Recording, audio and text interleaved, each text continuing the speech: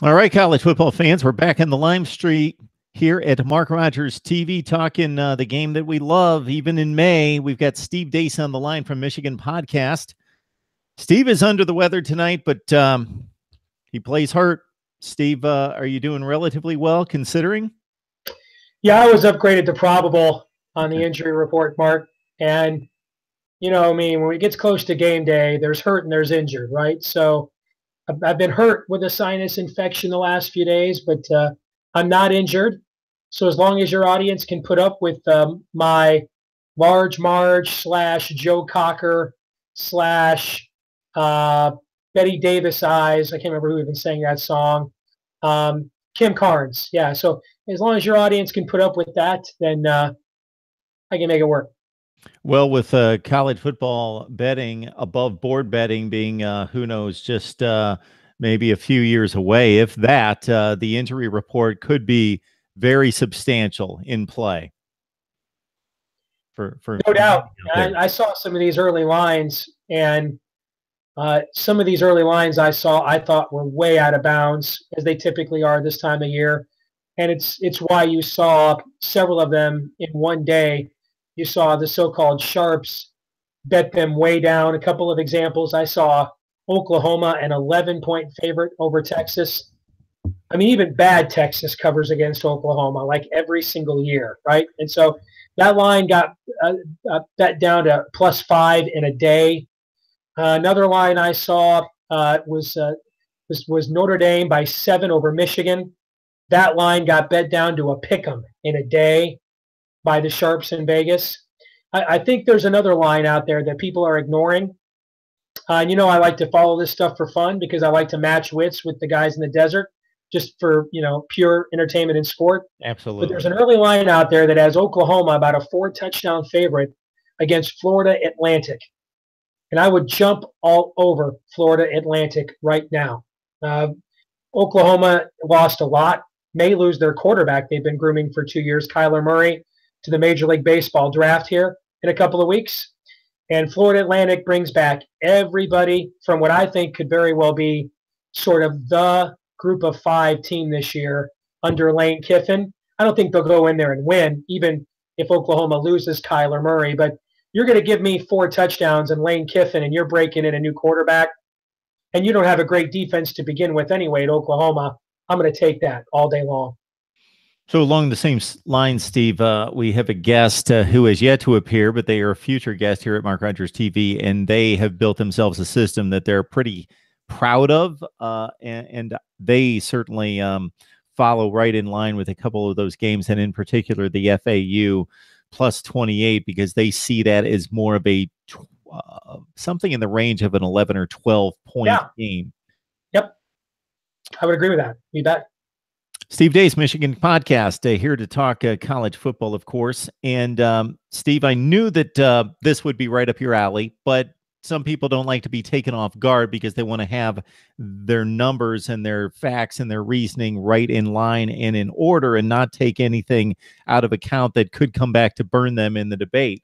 All-time rankings in college football. It's unlike anything else. People don't sit around and debate all-time rankings in the NFL. They don't think, okay, the Dallas Cowboys more recently, but the Chicago Bears and the Green Bay Packers all time. Those debates don't happen in the NBA. Well, in Major League Baseball, it's an open and shut case, of course, with 27 world championships for those dreaded Yankees. But it just doesn't happen in other sports. So before we dive into what may be your rankings and what you've considered, why do you think this is a passionate debate for college football fans and really no other fan base? I think it's because it's a sport that's built so much on tradition, Mark, and the spectacle of that tradition, the heritage of that tradition, the homecoming game. So many of those are things that are legacies that are passed down from generation to generation. That we just had Billy Cannon die, and I was born in 1973, so almost 20 years after his Halloween night punt return against Ole Miss. But I've been to Louisiana like twice in my life, but I knew who he was. I remember watching the movie with Dennis Quaid, Everybody's All-American, when I was in high school. And so that is something that maybe baseball, because it also sort of stands the test of time from a heritage standpoint, are really the only two sports that we really do this with in terms of team sports in America. And, next year we're going into the 150th anniversary of college football. I know ESPN's got all kinds of cool legacy things lined up for 2019, the whole lead up to that season. And, Rutgers and Princeton, the very first game in 1869. And I just think it has to do with all the tradition and all the history, and how many of those things, the trophy games, the rivalries, how much of that gets passed on generation to generation. Steve Deace, Michigan Podcast, jumping online to talk not just Michigan football, but Steve brings it in regards to the Big Ten and the nation as well. This is an interesting topic. Anytime there's any kind of historical context to it, I just love it. Debating Hall of Fames, whether that be pro football, baseball, just in terms of history, rankings, I'm a sucker for each and every time. But I think the mistake that most people make, Steve, in debating anything is they don't provide a framework. Right. You don't start the debate with looking at, are we discussing most accomplished quarterback of all time or the best, the most talented? So let's put a framework to the all-time rankings, and I want to hear from you in regards to what you took into context, what you took into consideration to rank the college football programs all time. Well, you have to first of all define eras, okay? And so, I actually did this exercise for another podcast I do after last season, and I did it for both college basketball and for college football. And in college basketball, I did it from 1985 to now. And the reason I did it from 1985 to now is that was the advent of the 64-team field, a fully seated field 1 through 16, which has been taken for granted ever since. And that I sort of took as the modern era. What I did for college football, Mark, is I went back to 1992 as my benchmark year. And the reason why, there's 3 reasons why. Number one, it was the debut of the Bowl Alliance, which was the first attempt to create an annual national championship game in the sport. It was also the year that the conference championship game debuted, in that first SEC championship game between Florida and Alabama. And that sort of altered the postseason landscape in college football forever. And it's a good quarter-century measuring stick, which means you don't have too much recency bias, where you have suddenly Clemson's the best program of all time because they're on this unique run right now. On the other hand, you don't overemphasize historical data that maybe no longer applies. Notre Dame has not had back-to-back 10-win regular seasons since Lou Holtz was the coach. So we're going back, 1995, 1996 now. And so, these are today's recruits weren't even born when we were in that era. So you got to find a nice niche that both satisfies some history without overplaying it, and then also understands what matters now matters the most to most people without putting too much emphasis on recency. So those were the 3 reasons I went back to 1992. And then I needed a grading scale. And here's how I graded each team. You got 10 points if you won a national championship. You got 8 points if you made an appearance in a national championship game. So if you were in a bowl game, for example, that was for the national championship, that would count, or then later the BCS, or then later now the college football playoff. 7 points if you had a college football playoff appearance. 6 points if you won a major bowl. That would be the original 5, and then now what we call the New Year's 6. You got 5 points if you won a conference championship or you appeared in a major bowl. 4 points if you had a Heisman Trophy winner or the number 1 overall NFL draft pick. 3 points if you had a 12-plus win season. 2 points if you had a 10-plus win season, and 1 point for earning a bowl bid. And then what I did is after I took that scoring, I just went from 1992 to 2017 and applied that to every single team in college football, and came up with what are the top 25 college football programs of this era. And I'll unveil those in a second if you want to comment on my metric first. Okay. Just want to remind everyone that you find Steve Deace and his Michigan Podcast on YouTube and all the major audio platforms. This is Mark Rogers TV for insightful college football analysis. All right. So you answered my first question. That has to be a framework of time, because I think a lot of people, they want to put their own time frame into it, whichever fits the argument. So I think it's legitimate to argue three different classifications of time. Either all time, you're opening it up to Michigan, what, 1902? Was that the first Rose Bowl? 1901, yes. 1901. So you go all time, if you really want to go that route, or you go, if you're debating one of your buddies and you're roughly the same age, then you say, okay, during our lifetimes, or during the time that we've been college football fans, or you say right now, and there's going to be some influence of tradition, i.e., a Texas tradition that plays into who is still the upper tier. So a Texas still makes it despite the recent struggles for that program. Okay, so you did give, despite not falling into one of those three buckets, I can play along with the 1992 because you certainly thought it through and verified what that means. I have an issue with the Heisman Trophy winners and the number one NFL draft picks, especially the draft selections, because once somebody moves on to the NFL, what they do in the NFL, and I know that that's not speaking to their performance in the NFL, I just don't find the relevance there necessarily. And certainly, unless you want to put some kind of exhaustive metric on draft selections going from 1 to 256 throughout the NFL draft, just being the number one selection. I know that you're trying to put some type of talent portion. Yes. To talent portion. It doesn't require 7 damn months of work, Mark. Yes. Yeah. I'm not Chris Felica. I don't have that database, brother. I can go back through everybody's recruiting rankings and everything else. And so, yes, I'm trying to put, first of all, the Heisman Trophy is the most coveted individual trophy in American team sports. So I think you and I agree it should be a factor somewhere. The reason I put the NFL draft thing in there is I actually thought about doing all-time draft picks. And then I thought, well, you know, I mean, if you have a bunch of 4th and 5th round picks, that doesn't mean much to most people compared to the 1st and 2nd round. So how do I measure that?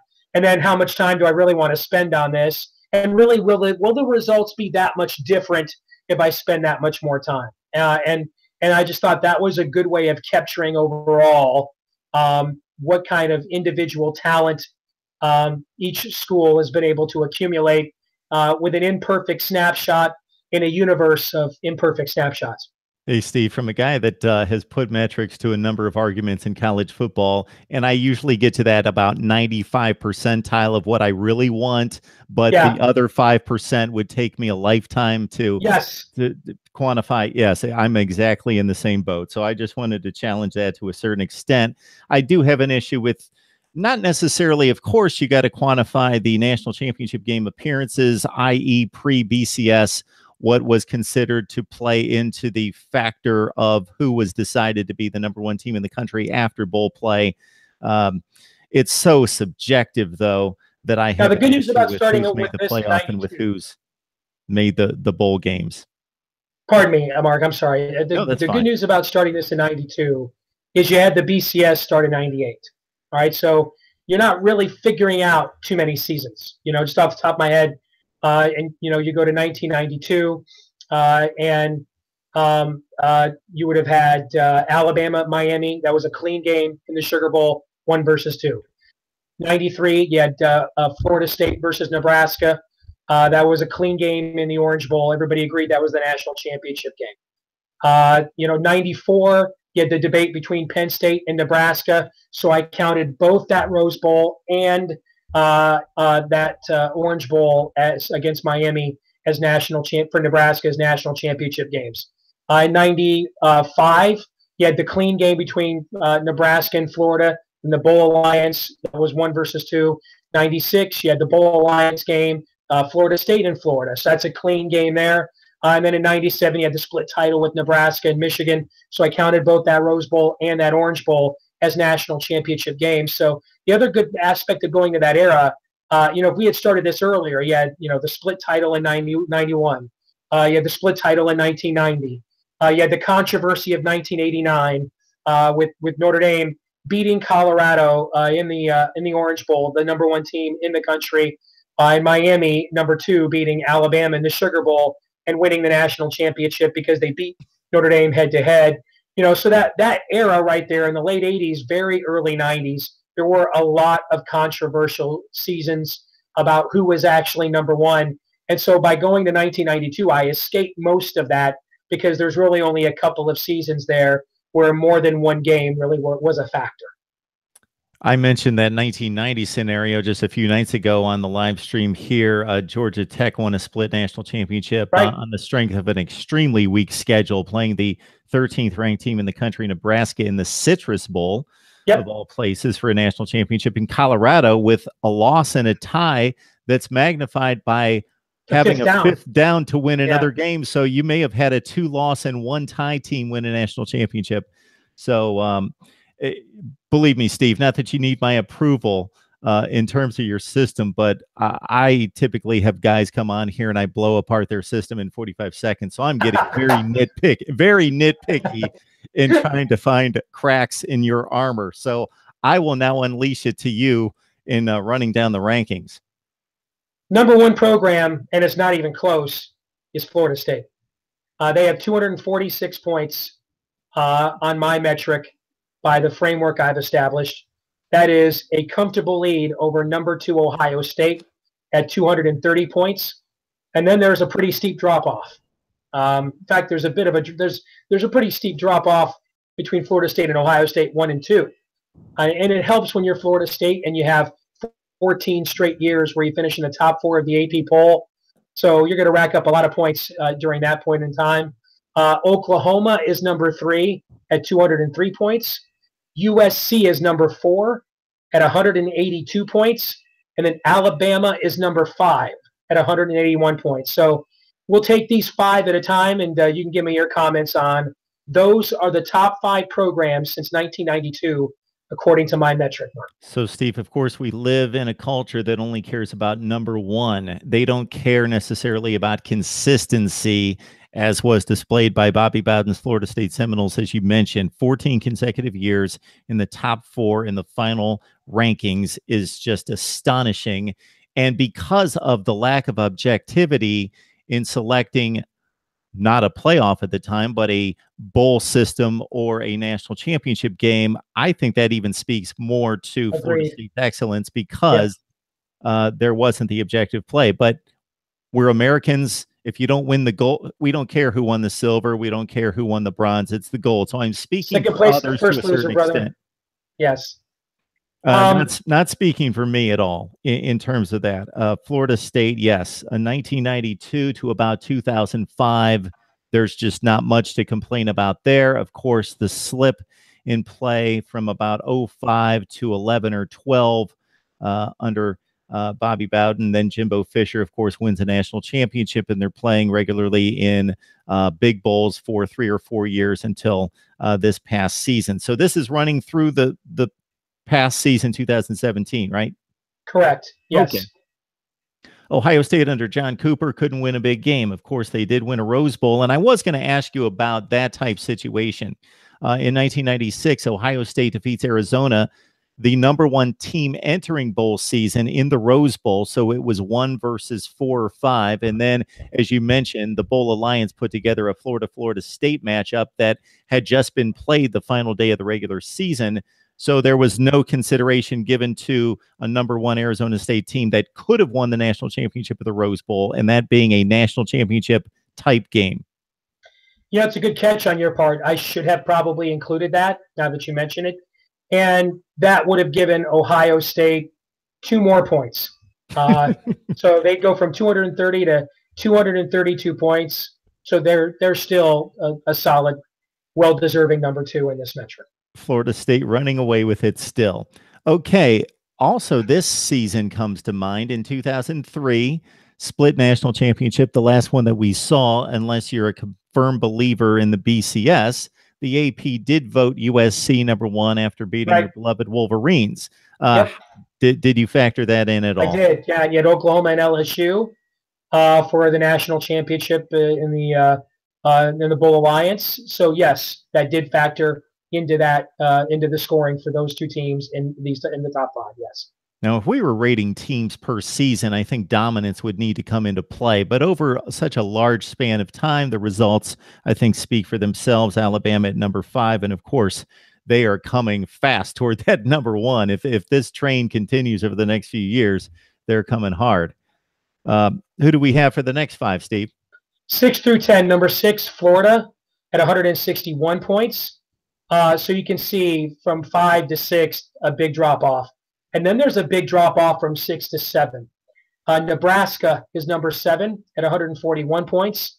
And then there's another big drop off. Oregon is 8 at 128 points. Miami of Florida is next at 123 points. And then LSU just ekes out a strong group of teams we'll talk about in a moment for the number 10 spot by 117 points. But to put that in perspective, there's only 4 points that separate teams 10 through 13 in this metric. Really only 10 points that separate teams 9 through 13. So it's going to get a lot more balanced as we go along. But that's the next 5 rounding out the top 10. So as a true analyst, you're putting the points to the places, and that gives it context because, again, there can be huge gaps versus 10 through 13 basically coming out with nearly the same number. Now Right. We're starting to see periods of time in which programs have somewhat disappeared, more so than in that top 5, other than Alabama. Then their sheer dominance over the last 10 years has made up for that. What they experienced in the late 90s and early 2000s. But now we're starting to see gaps of inconsistent play, 600 football out of Nebraska. Of course, Oregon had a nice little run in 1994 going to the Rose Bowl against Penn State. They were okay up until the mid-2000s, and then obviously they really took off until the last few seasons. Miami would be, the huge spikes of 1992 itself, 1994. They tailed off to a certain extent, and then Larry Coker kicked it into gear on the heels of Butch Davis in 2001 and 2, and then they've trailed off and are looking to come back as well. And LSU has been exceptional. Maybe one of the more talented programs, would be higher in the rankings if you could just rank sheer talent, especially since Nick Saban took over around that 2000 season. LSU's been pretty dominant. That's a pretty good summation that you made right there, no doubt about it. Are you ready for the next 5? Sure. All right, so Texas is next at 11 at 116 points. Michigan is next at 12 at 115 points. So you can see virtually, and then Virginia Tech is next at 13 at 113 points.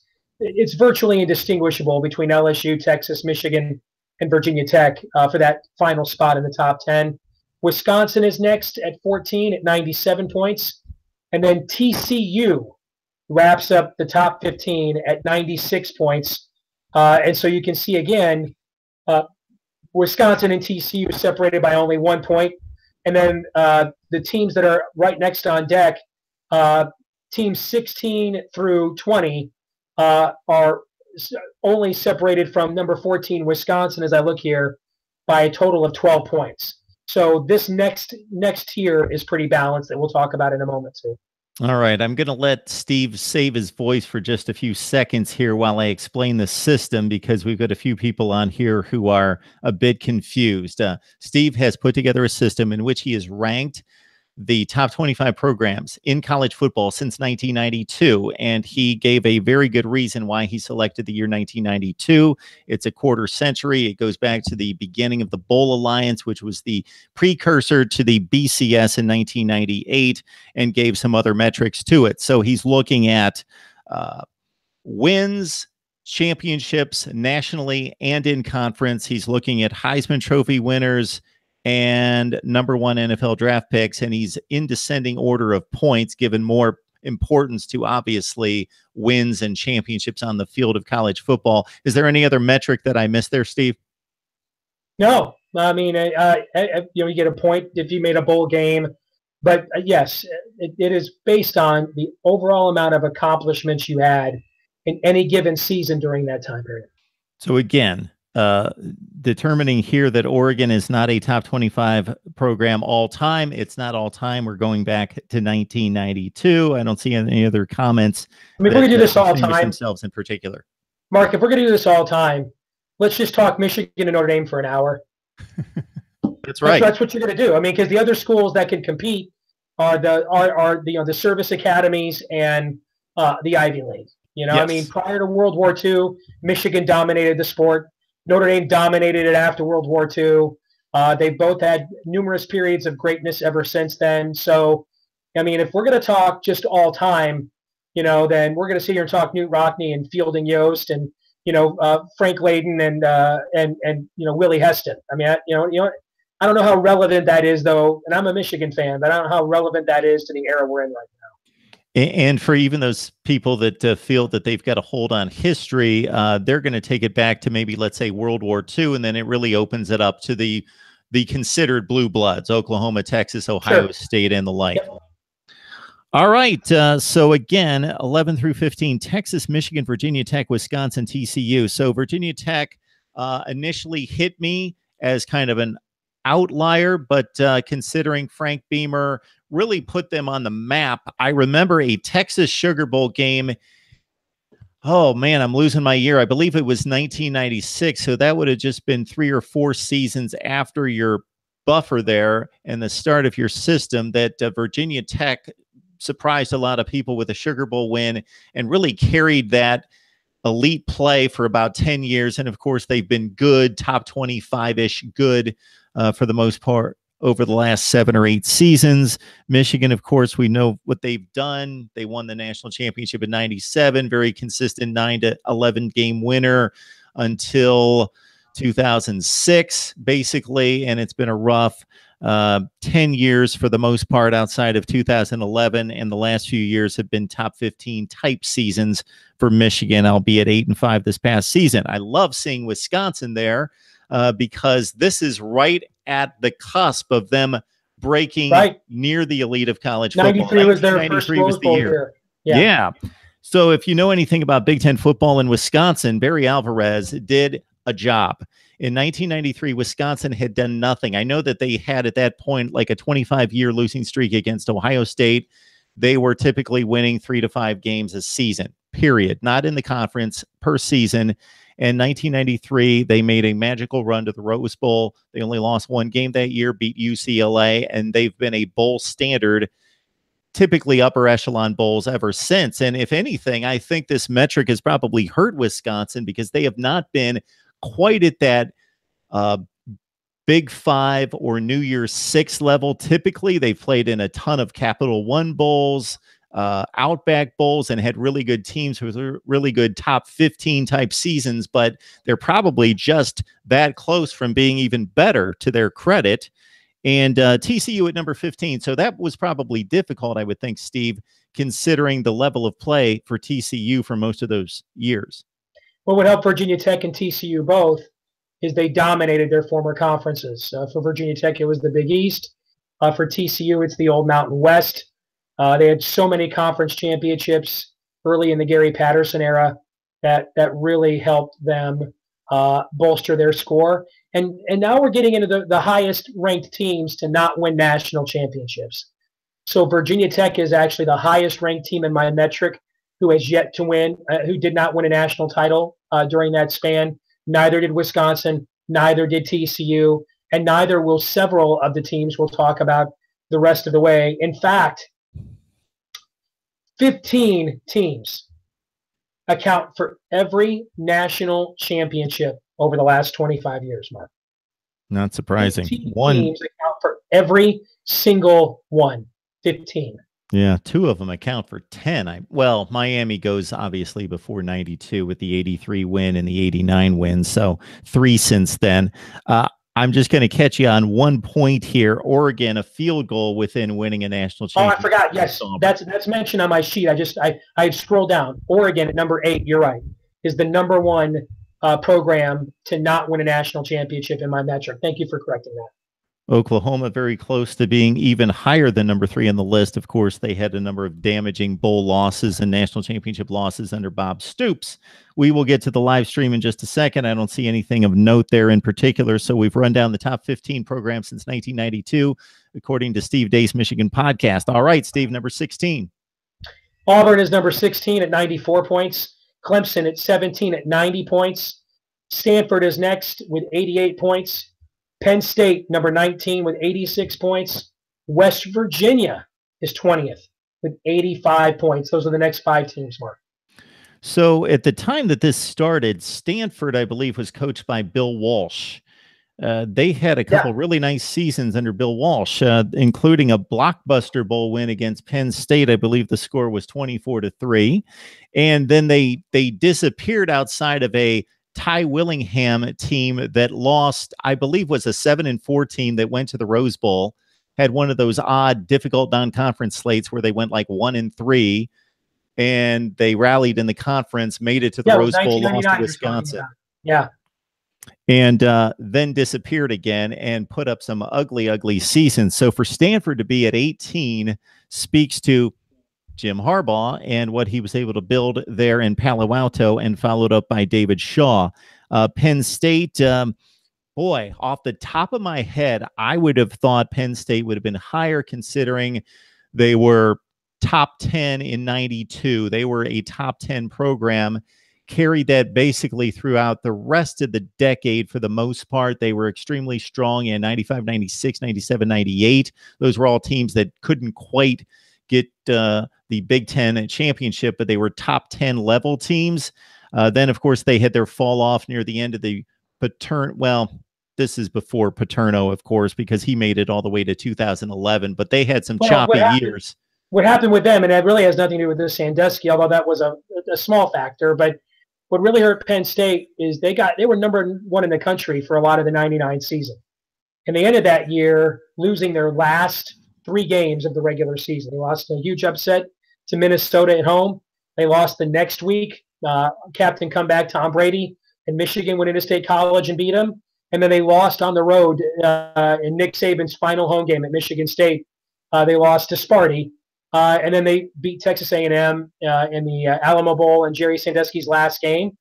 But after that streak where they lost 3 in a row to N99, they had losing seasons 4 of the next 5 seasons. They had one really good year in 2002 with Zach Mills at quarterback. But, from 2000 to 2004, they were not very good. 2005, they had the 10-1 team that got to the Rose Bowl that year. And their one loss was that controversial game in Ann Arbor where Michigan was given an extra play, and Chad Henne beat them on the last play with 1 second left to Mario Manningham. But after that 99 season, they had losing years 4 of the next 5 years, and that really had a huge, even more of an impact than the fallout of the Sandusky era on their score mark. Yeah, that 99 team actually produced the number 1 and number 2 draft selections that year by LeVar Arrington and Courtney Brown. Right. There you go. Yep. And as Steve mentions, they lost to Auburn in the Outback Bowl. In 2002, they had a really good team, and then they came back in 2005. And just again, to clarify things, the Rose Bowl was taken up by the national championship, and they headed down to the Orange Bowl to take on Florida State, won that game with Michael Robinson in overtime. Yep. And then they were decent. They had a nice Capital Bowl win against LSU in 2009. The 2008 team went to the Rose Bowl, was manhandled by USC, but had a strong regular season. So then they really slipped near the end of the Paterno era, but they were formidable. They were decent. They finished up with a 9-win season, lost to Houston, got buried by the Cougars, and that was the last go around for Joe Paterno. And then, of course, they've revived the program pretty quickly, and it hasn't turned out to be the type of issue that I thought it would be for 6 or 8 years. Auburn, I thought, would be a little bit higher. They've been fairly consistent as a kind of 8 or 9 win team. Tommy Tuberville had a nice run that's probably better than most people would think. My metric punishes that, and that wasn't intentional.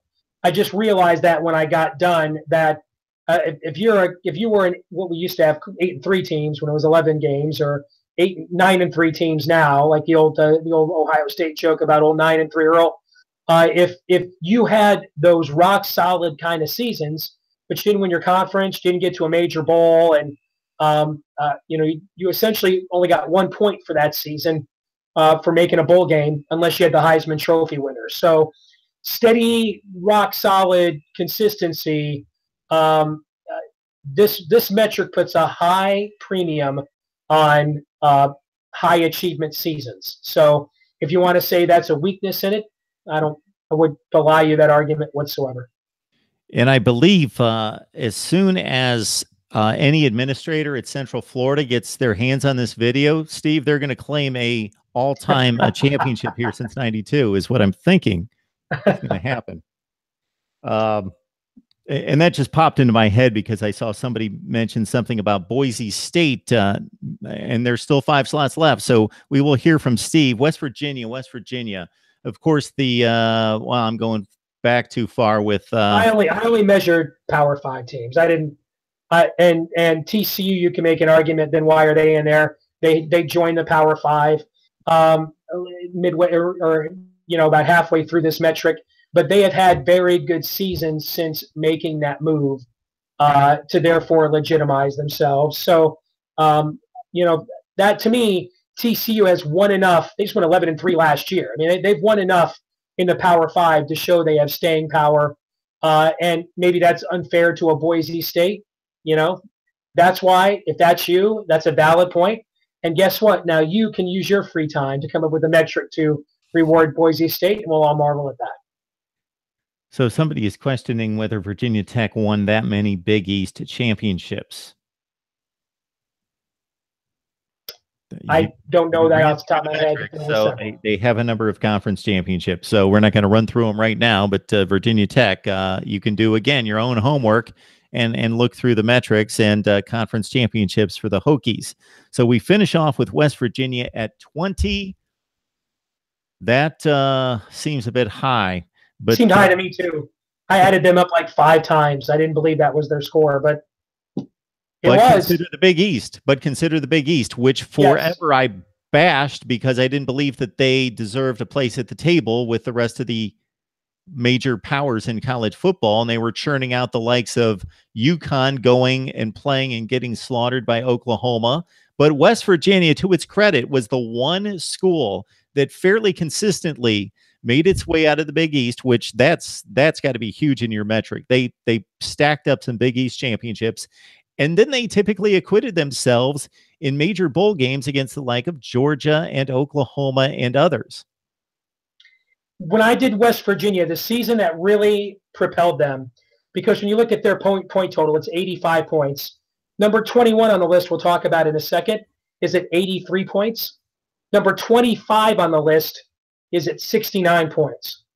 And Washington just missed this list by 1 point, despite having an 0-12 season in there. Okay, so when we get down to this portion of the metric, one outlier, one way or the other, can make a huge difference, right? So for Washington, its 0-12 season has made a huge difference in why they're not in this list.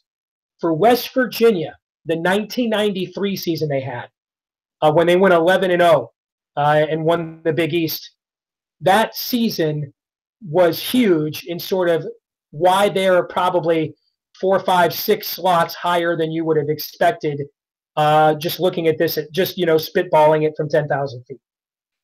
Steve Deace joins us from Michigan Podcast, typically talking Wolverines, but we love to talk all-time college football. And again, folks, on the chat, let's not trash the system thinking this is an all-time ranking. It is not an all-time ranking. My apologies for the title on the video, which I produced before starting the discussion with Steve. These are his top 25 programs in college football since 1992.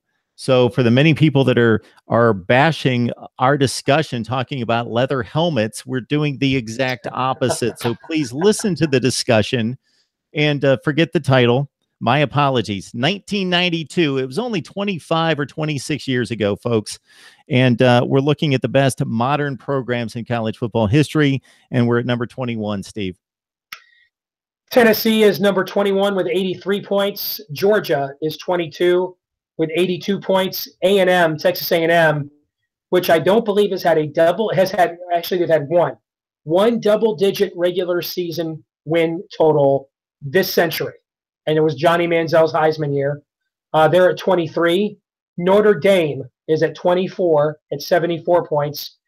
And then this guy's just – you can make an argument, man, other than Nick Saban. The greatest coach of this era is Bill Snyder.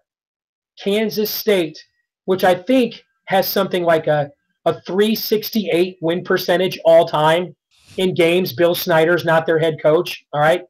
They're number 25 on this list. They just eke out Washington by 1 point.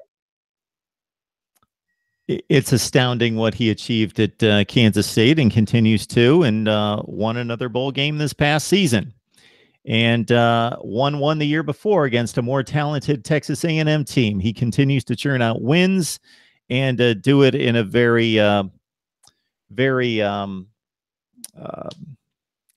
just in a manner that brings a class and integrity to college football. So Notre Dame at 24, obviously their all-time ranking would be 1 or 2. A&M at 23. So I would think that, similar to Auburn, that your system would punish Texas A&M and their myriad of 7-5 type seasons. Yep. But you mentioned the Johnny Manziel year, and of course they went 11-2, won the Cotton Bowl, and racked up a ton of points. And you certainly have given explanation to why the bottom third of these rankings in particular could be one season could really swing it. And Georgia at 20. I mean, there's no Johnny Manziel at A&M. They're not even on this list. They're on A&M's only on this list because of the points they got from the 2 seasons Johnny Manziel was their quarterback. Steve, thinking about the SEC Eastern Division when it was really good and really fun to watch, I always think automatically, and still do, Georgia, Florida, Tennessee are the 3 programs that come to mind. And to see Tennessee at 21 and Georgia 22, right at a time. They lost to Florida almost every year. Of course, when Steve Spurrier was there. Steve Spurrier is probably responsible for Tennessee being 21 and not like 12. And then Urban Meyer. When your school has back-to-back, arguably 2 of the 5 best coaches of the modern era, back-to-back, that's good. Well, they weren't back-to-back. You had Ron Zook between the 2, but there was like a 2 or 3 year interlude there with Ron Zook. So when your school twice in 25 years has a guy that at different points in his career was considered the #1 coach in college football, you're gonna score pretty well. And that's why Florida's so high, and Tennessee and Georgia were often the victims of the success, the elite level success Florida had in both of those eras. So Steve's running on an empty tank at this point. We're going to do a few things here real quick. I'm going to mention one factor that I want clarified in the system. Then I'm going to run through a bunch of comments, Steve. And at any point that you want to respond to any of these comments, you just cut me off. I just want to clarify conference championships, pre-conference championship game. You just awarded the points to each team that shared the championship, I would guess. Okay. Correct. Yes. All right. Ron Zook was a joke. Dabo's #1, maybe Saban #2. The one thing on Dabo, next time you have me back, sure. I've begun working on my football, my monstrous college football preview. I've done every year since the first time I bought a college football magazine. I was at Michigan basketball camp heading into my sophomore year in high school. And I bought Lindy's College Football in 1988. And they had an article in that magazine, and it was "Beware the Florida Triangle." I've got a copy of it here in my man cave. I've kept it all these years, and it predicted, Miami was just was in the throes of its dominance. Florida State had just had a season where they had their first wide right, and they were into their own now under Bobby Bowden. And now here comes Florida trying to dig out of probation, and they had Emmitt Smith. And this article in Lindy's College Football, Mark, predicted that in the 1990s, all three of the major Florida schools would win national championships. And it was right. And so I've kept this magazine all these years. And a buddy of mine was on our basketball team with us, told me that, hey, if you're so cocky and think you can do your own preview better than these guys, do your own. So I literally got on a typewriter back in the day and wrote up my own college football preview. And I predicted that Florida State would play West Virginia for the national championship. And he told me, no way, no shot. Florida State was preseason #1. They lost 31-0 to Miami on national television in prime time, opening week of the year, if you remember that game. I do. But he told me I was crazy for picking West Virginia.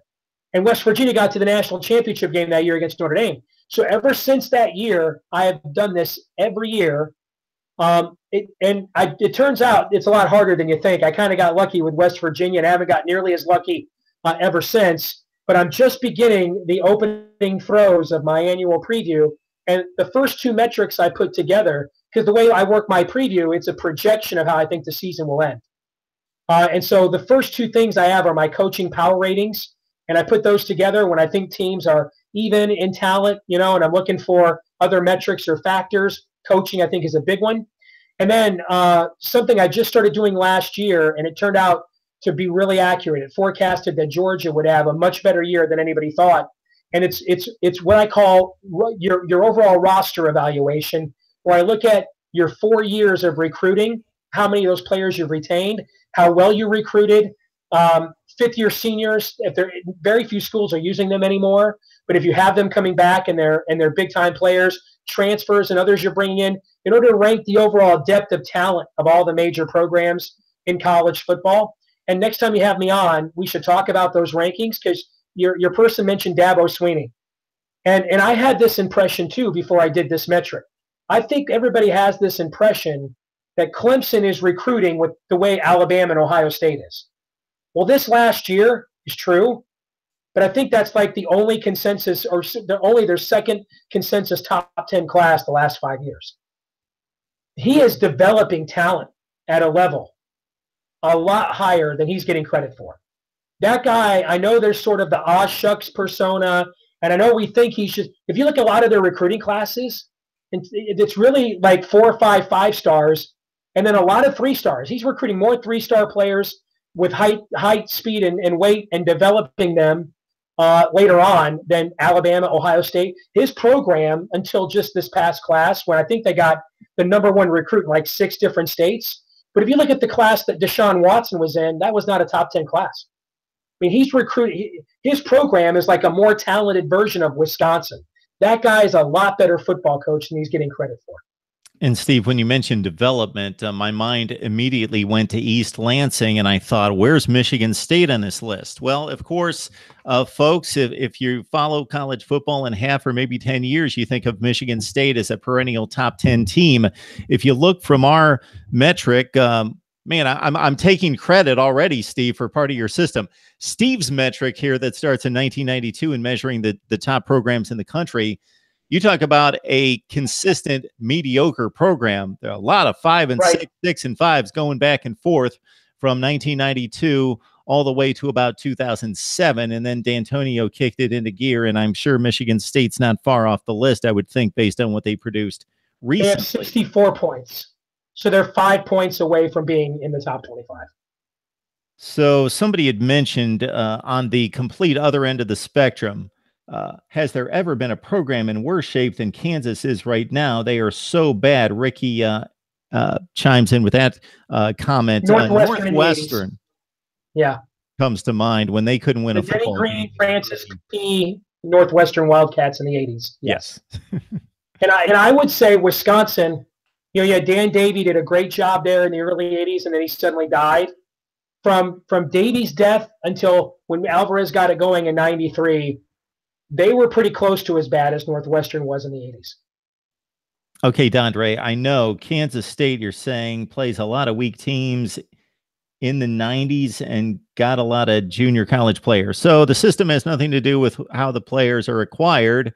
That is the way in which Bill Snyder has kept that team in contention. And The Big 12, aside from about a 3 to 5 year span recently where it was clearly behind the other four conferences and has played a little bit better the last 2 years, has been formidable. And what Bill Snyder has done has been exceptional. David Cutcliffe, mentioned here, doesn't have the metrics of the wins and losses and championships and top 10 finishes of a Bill Snyder. But yes, we certainly credit David Cutcliffe with what he's done. That's a good analogy. He's a poor man's Bill Snyder. Yeah.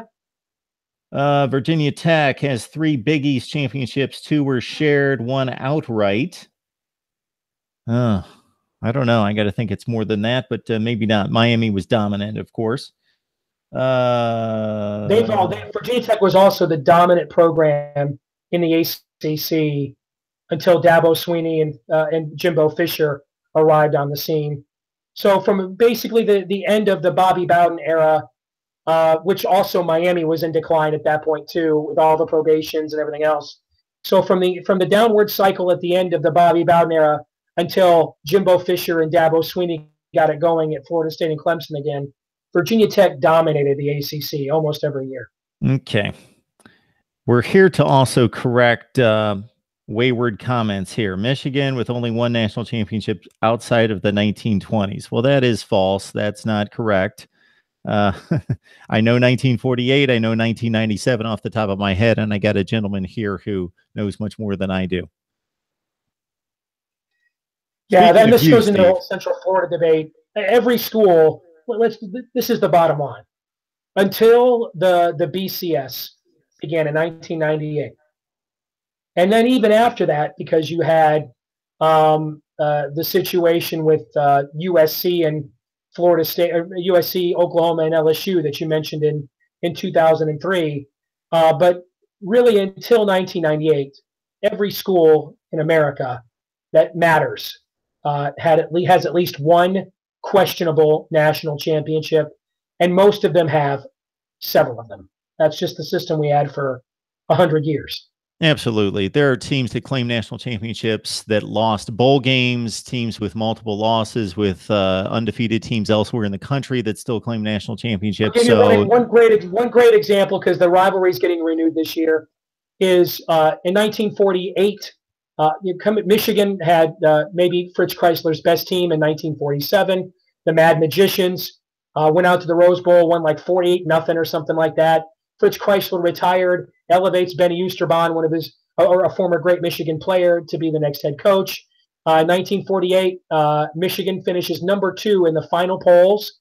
Notre Dame is ranked number 1. I think that's the Johnny Lujack era, post-World War II, some of the most dominant Notre Dame teams. But the way that the AP poll worked back then is the national champion was awarded before bowl games. And so actually, no, it's the year before. I'm thinking of actually the year before in 47, because that's what happened is Michigan went out to the Rose Bowl and just annihilated USC. And the AP made a special dispensation where they took another vote after the bowls, and Michigan was voted number 1. But both Notre Dame and Michigan claimed that national championship season. Okay, so because of that, I mean, and there's a lot of that in the first 100 some odd years of college football.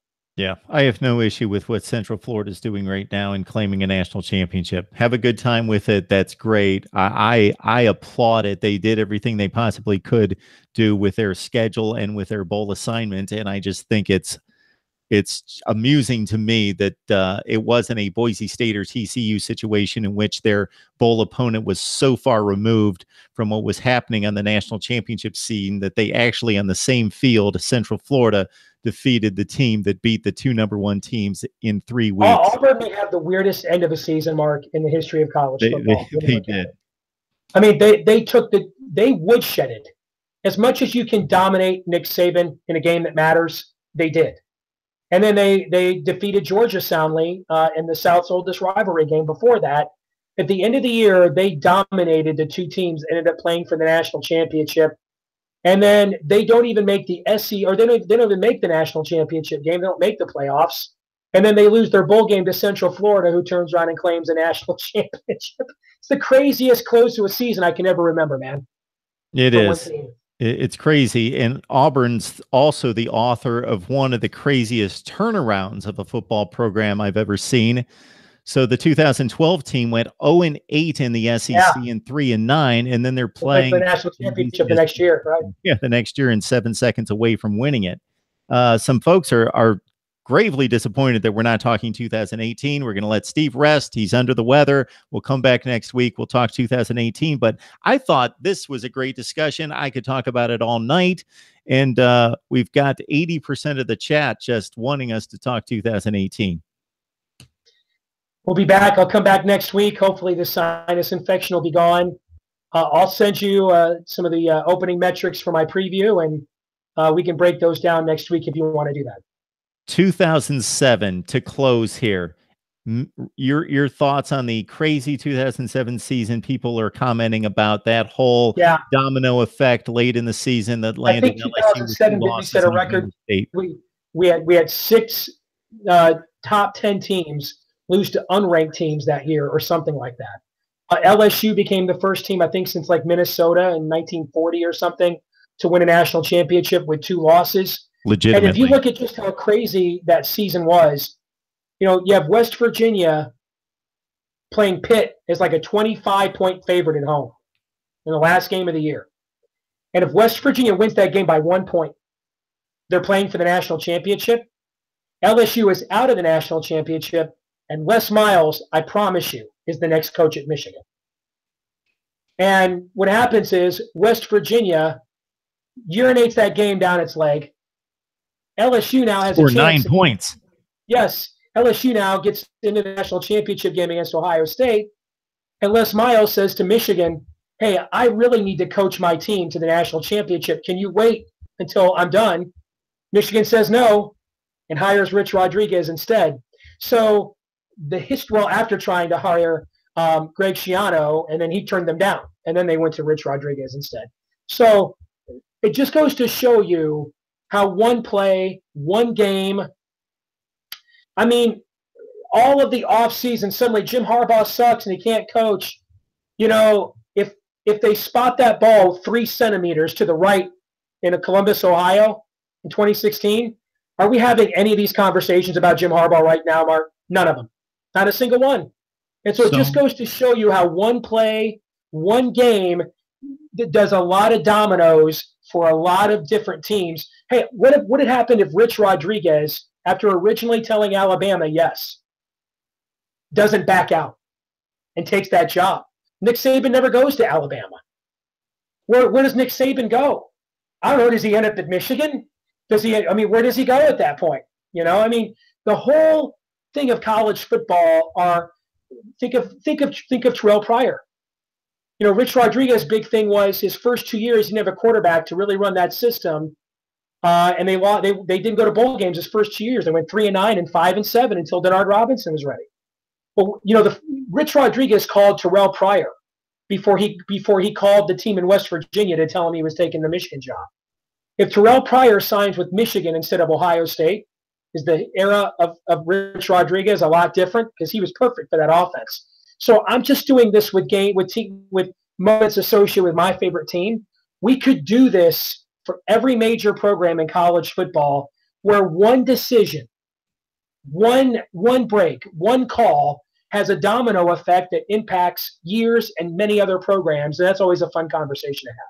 Yeah, Jim Tressel's final season at Ohio State was 12-1 with a Sugar Bowl win. And if Terrell Pryor doesn't go with his buddies and trade tattoos for memorabilia, then he remains the coach at Ohio State, maybe to this day, and maybe with similar success, maybe not, than Urban Meyer. And maybe Urban Meyer's who knows where, based on what happened at Florida. He's obviously not at Florida, but he's somewhere else.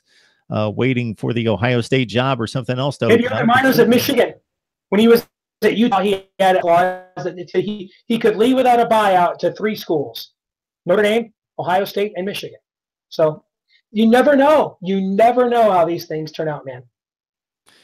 Fascinating stuff with Steve Deace every time. Michigan Podcast. Join him on YouTube or your favorite audio platform. Steve, rest up. Get strong, and hopefully we can talk to you soon. Live long and prosper, man. Thank you.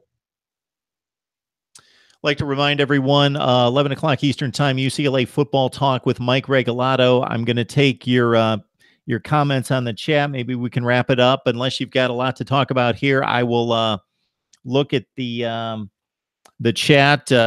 Certainly want to apologize because the discussion with Steve I loved. So we were enthralled in the top 25 discussion of the best program since 1992, but I didn't ignore the comments, but didn't address as many as I wanted to.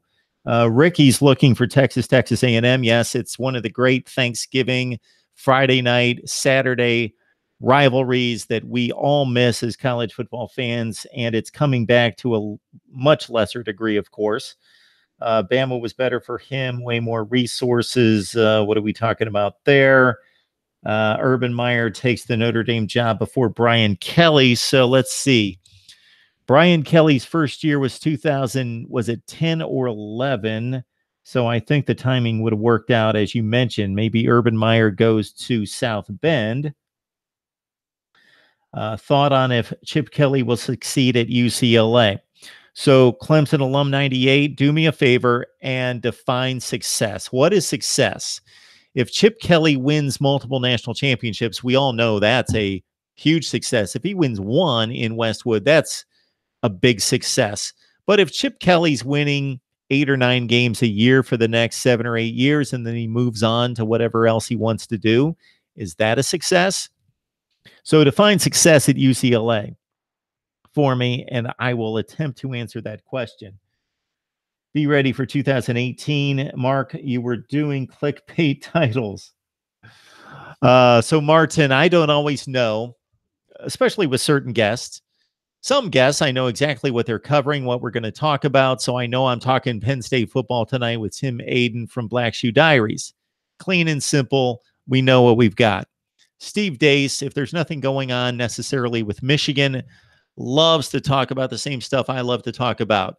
Historical rankings, just talking about the structure of college football, the organization, debates over who's better, which coach, all those great debates of college football. So I didn't know what Steve was going to tackle tonight. And before we hit record, I made my title, threw it out to Steve, and he said, yeah, I've got a rankings all time. Let me dig it up. He displayed it. It turned out to be since 1992. So it's pretty much what I threw there. So the clickbait argument, hey, if clickbait was going to give me a couple 100,000 views per video, man, I would be all for it. If you guys know the secret to getting me more views and more attention as we build this thing, and you guys are amazing. You guys are on here loving college football, laying down the knowledge, stirring up the debate and the discussion, getting it on with me, getting it on with each other. And you guys do it in a respectful way, but it's still got a little zing, a little edge, a little tenacity. So I love it. Thank you so much. He always said Notre Dame was a dream job of his. Yes, he did. Urban Meyer, certainly on the staff there at Notre Dame. Wins the Pac-12 in 4 years. Chip Kelly, Pac-12 in 4 years. If somebody held a gun to my head, I would say no. But I wouldn't be surprised if he did, because 4 years, you're talking 2018, 19, 20, and 21. So he's got little chance of winning it this year. He's in the right division to possibly pull it out. You know, UCLA or any of those teams in that division that are contenders in the Pac-12 South could go 8-4, i.e., they could go 9 games, 6-3 in the conference, make it to the Pac-12 championship game. Then it's a 1-game scenario, and they could be 8-4 and playing a 11-1 Washington team, have the night of their lives, win the Pac-12, and he's won the conference championship in year 1. But aside from that happening, forget it this year, most likely forget it next year. USC's got a much better roster, and if JT Daniels is the real deal, USC is going to continue to be the best team in that division. Well, they're going to be the best roster in the division regardless of what happens with Daniels, but he could really seal it, and this could be USC cut and dry with a lock on the Pac-12 South for the next several years. But Chip Kelly will give UCLA a spark. He will win. but a Pac-12 championship in the next 4 years. Let's put it this way, Clemson alum 98, I'm going to give him a 40% chance of winning a Pac-12 championship in the next 4 years. Washington, Stanford, USC in his way. It's going to be difficult. He gets to a championship game, but can't overcome a better roster. All right. Clickbait. He always said Notre Dame was a dream job. Yeah, clickbait. I get all these clickbait claims, but I'll take it. That's fine. All right. Anything else you guys want to talk about? Again, Mike Regalado is only 23 minutes away with UCLA Talk. I had planned to start our series of top 5 at each position in all the Power 5 conferences tonight with the Pac-12. But I would like to have multiple lists going at the same time to spur on some discussion and debate. And had one of my contributors cancel on me tonight. So we just have Mike on to talk UCLA, but I'll, of course, monitor the chat. And if you guys want to talk about other happenings in college football, I'll take those comments as well. Is Chris Peterson a top 5 coach? I think so. So let's separate something when we talk about best coaches in college football. Who has the best history, the best track record, or who is the best right now? Urban Meyer versus Dabo Swinney. Who is the better coach? That's very debatable in 2018. And if anything, I would give the slight edge to Dabo Swinney. Who has the best record? Who has the best track record, history? Who has the best career? It's not even close. It's Urban Meyer. Right now, it's not that close. It's Urban Meyer. He has the best winning percentage in major college football. So who's had the better career? Urban Meyer. Who is the better coach right now? It's arguably Dabo Swinney. Between those two, I'm not counting Saban. Saban's arguably the best coach right now. That's still an argument. But if you look at not just right now, but what he's built over the years, I believe that Nick Saban has forged the best coaching career in college football history. Liken it to the debate of best quarterback in the NFL. The best career, the most accomplished quarterback in the NFL is Tom Brady. But if you put quarterbacks on the field to lead a team in 2018, maybe Aaron Rodgers is better right now than Tom Brady. But there's no comparison between the two careers. Dabo's 2-0 against Urban Meyer. Yes, he is. Tennessee and UCLA, two of the more interesting ones. So Clemson alum brings up two interesting programs in UCLA, and Tennessee, maybe not necessarily this year, but what Jeremy Pruitt is able to do in the next 2 to 3 years. I'm more interested right now because I think Tennessee's not ready.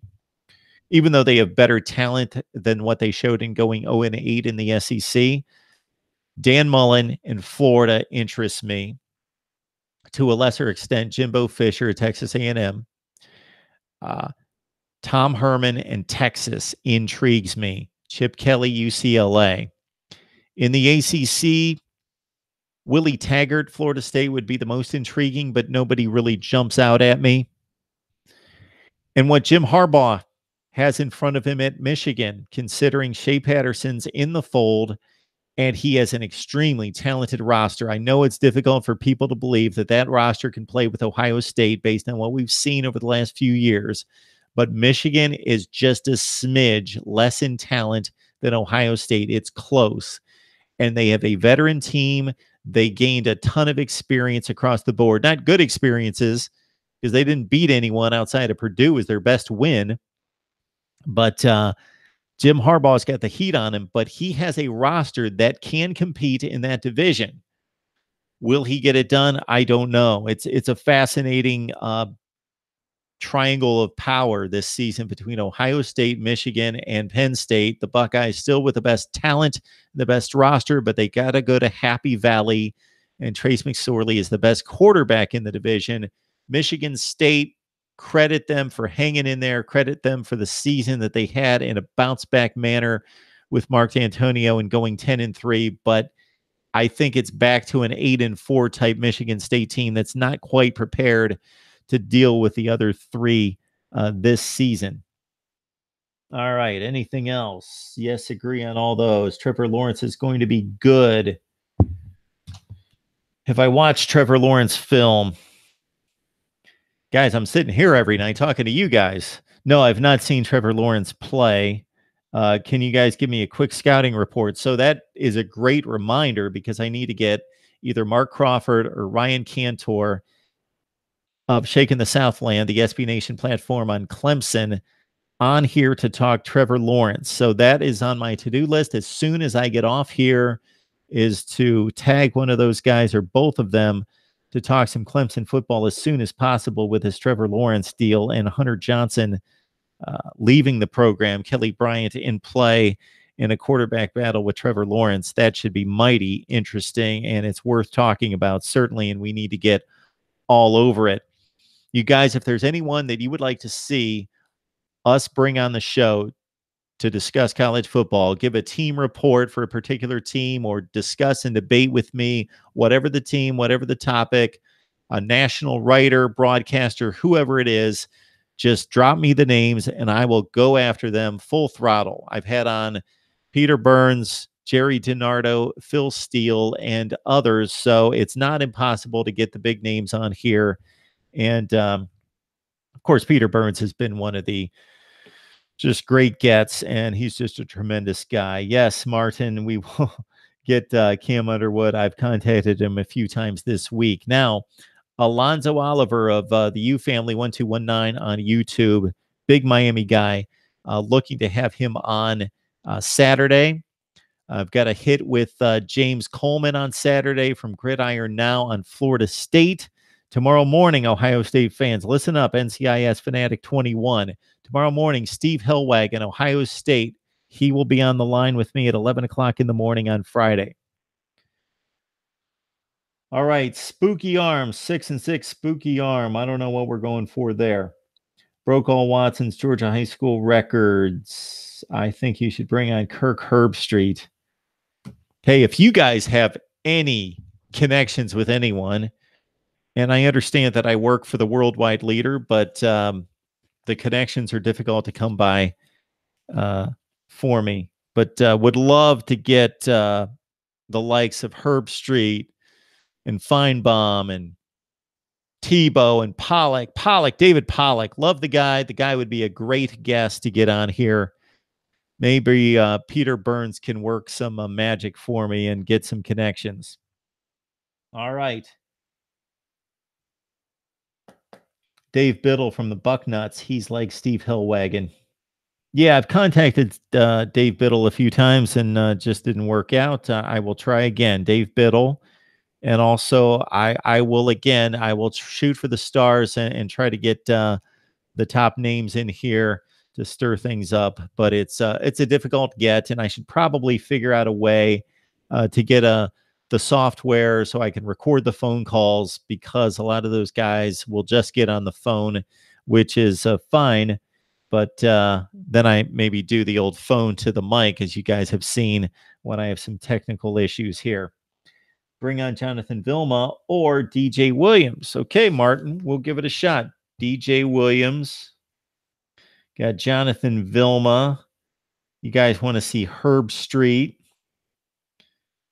And again, in the comments section, as I'm going to shut it down here soon because we're about 15 minutes away from UCLA football with Mike Regalado, Gojo Bruin. You guys just let me know who you want to see on here, and actually also what content you want to see. So June is rivalry month here on Mark Rogers TV. So what I'm looking to do is bring on the Oklahoma guy versus the Texas guy, the Ohio State guy versus the Michigan guy or gal, of course. We are not sexist here at Mark Rogers TV. Just had some great female guests last night. Danielle Alveri, and talking UCLA football, and Claire Crawford, Ohio State. So either way, Auburn, Alabama, Texas, Oklahoma, USC, UCLA, all the great rivalries in college football. We're looking to get two guests on at the same time. So the scheduling is a bit of a nightmare, but it's going to be great. It's going to be real fun. Chris Fowler, we can give that a go. And of course, Miami, you guys have so many rivalries that we can match you guys up against Florida State, Florida. I guess that's pretty much it, unless you want to consider Notre Dame or Virginia Tech as a rivalry. I was looking at LSU. I think they've got more rivals than anyone. Ole Miss is a rival. Alabama, Florida, Texas A&M, Arkansas. Uh, we just had on Tim Aiden from Black Shoe Diaries on SB Nation talking Penn State, and he was questioning whether Pitt's the bigger rival or is it Ohio State? Has Ohio State taken over the rivalry spot from Pitt versus Penn State? I would sure be happy if Miami beat Clemson, and I'm not even really a Miami guy. You know what I mean. Get me on with that South Carolina guy. He ruffles my feathers. So we got, Will Gunter. Will Gunter's a good guy. We love the comments from Will Gunter. We bring him on. He's a great guy with 107.5 The Game there in Columbia. And so that's another matchup right there. Clemson, South Carolina. Clemson, Florida State. So I've contacted all these people, and almost all of them have said, yeah, I'm in. Let's talk rivalries. But to be able to schedule it, that's what I'm working up. South Carolina just goes to any bowl game every year. They will be on top of the world. Notre Dame, don't forget them. Lost track of that one. Notre Dame, don't forget them. Not a rival, at least on Miami's part. Notre Dame will match up, of course, Notre Dame against USC. We'll match up USC against UCLA as well. Also try to get on SG1 Sports and College Football Lifer. College Football Lifer. Believe he's on YouTube, right? Got to look him up. SG1 Sports. Okay. We will do our best to bring you the best college football discussion, debate, and analysis online. We will see you guys in about 10 or 15 minutes. If you want to join the conversation with Mike Regalado from Gojo Bruin, talking UCLA football. And of course, even if you don't want to hear about the Bruins, jump back on the live chat and discuss and debate whoever you want. And I will always monitor the comments. So we will see you guys very soon. Mike Regalado and let's see, James Coleman, 4 o'clock on Saturday, Florida State.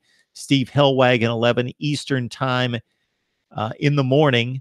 Ohio State on Friday. And that's typically what we've got right now, and always looking to schedule more. So we will see you guys soon. Take care.